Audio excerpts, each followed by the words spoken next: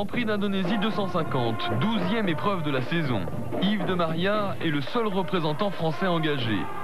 Tortelli, vertèbre cassée, est indisponible jusqu'à la fin de l'année.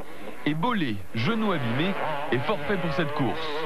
Du coup, de Maria se voit proposer la place de Bollé. Un remplacement qui commence par le meilleur temps des essais.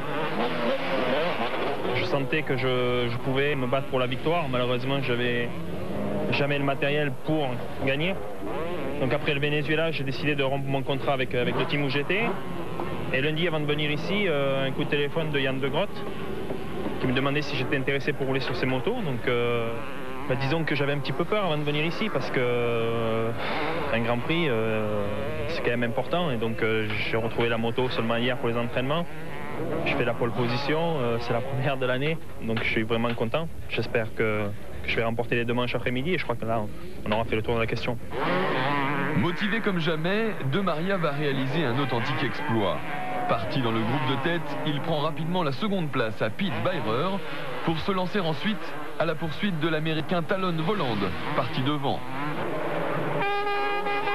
Rapide mais patient, De Maria reste derrière son adversaire durant les 3/4 de l'épreuve. Sous pression pendant plus de 15 tours, Talon Volland finit par craquer. Le Français passe et remporte donc sa première manche de la saison pour la première course de sa carrière sur une Kawasaki. On peut difficilement rêver meilleur scénario. En seconde manche, l'histoire se répète et Volland emmène De Maria dans sa roue pendant les 22 premiers tours.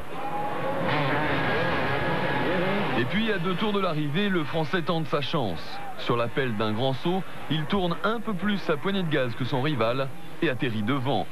Un dépassement plein d'audace et de détermination qui lui apporte la victoire de ce Grand Prix et des perspectives d'avenir plutôt rassurantes. Pour le moment, je n'ai pas de contrat. Disons que je finis les épreuves du championnat du monde avec Kawasaki. Après ces 4 courses-là, on verra au niveau des résultats si on finit la saison ensemble ou bon, il faudra se mettre en quête d'un nouveau guidon, mais c'est pas vraiment le problème. En fait, je suis content d'être là. Je vis un peu au jour le jour maintenant. Ce que je veux, c'est gagner des courses et pour le moment, je suis en position de pouvoir le faire. Pour la première fois de la saison, Yves de Maria monte donc sur la plus haute marche du podium. Une victoire qu'il a dédiée à Olivier Perrin, son copain récemment disparu. Grand animateur du cross mondial dans les années 80, il a malheureusement succombé à une crise cardiaque. Il avait 32 ans.